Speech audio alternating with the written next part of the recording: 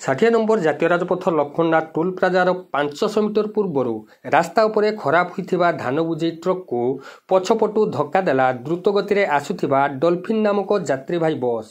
Driver ଏବଂ helper ମୃତ, ବସ୍ରେ ଥିବା 7 ଯାତ୍ରୀ ଗୁରୁତର। ଜଳେଶ୍ୱର ଗୋଷ୍ଠୀ ସ୍ୱାସ୍ଥ୍ୟକେନ୍ଦ୍ରରେ ଭର୍ତ୍ତି, ପୁଲିସର ତଦନ୍ତ ଜାରି। ଏଭଳି ଘଟଣା ଘଟିଛି ବାଲେଶ୍ୱର ଜିଲ୍ଲା ଜଳେଶ୍ୱର ଥାନା 60 ନମ୍ବର ଜାତୀୟ ରାଜପଥ ଲକ୍ଷ୍ମଣନାଥ ଟୋଲ୍ ପ୍ଲାଜାର 500 ମିଟର ପୂର୍ବରୁ।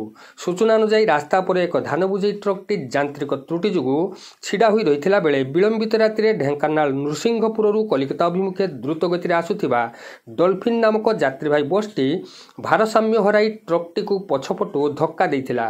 ଧକ୍କା ଦେବା ଫଳରେ ବସ୍ର ସମ୍ମୁଖ ଭାଗ କେବିନ୍ଟି ସମ୍ପୂର୍ଣ୍ଣ ଭାବରେ ଚାପି ହୋଇଯାଇଥିଲା ବେଳେ ଡ୍ରାଇଭର ଓ ହେଲ୍ପର ଚାପି ହୋଇ ମୃତ୍ୟୁବରଣ କରିଥିଲେ। ବସ୍ରେ ଥିବା 40ରୁ ଅଧିକ ଯାତ୍ରୀ ଥିଲାବେଳେ 7ରୁ ଅଧିକ ଯାତ୍ରୀ ଗୁରୁତର ହୋଇଥିଲେ।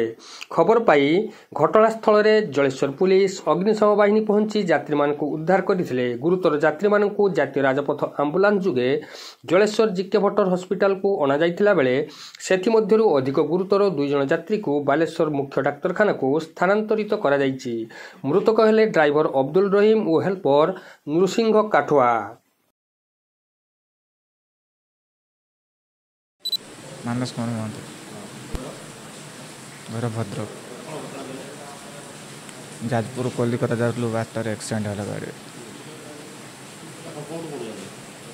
ଯାଜପୁର କୋଲକାତା, ଆଜ୍ଞା କୋଲକାତା ଯାଉଥିଲୁ।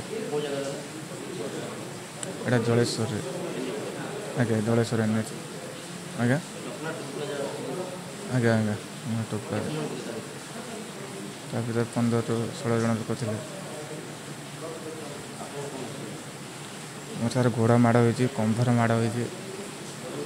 ଆଉ ବାକି ଡ୍ରାଇଭର ଆଉ ହେଲ୍ପରଙ୍କର ସ୍ପଟ୍ ଉପରେ ଡେଥ୍ ହେଇଯାଇଛି। ଥାଉ ସାର୍, ପେନ୍ ହେଉଛି।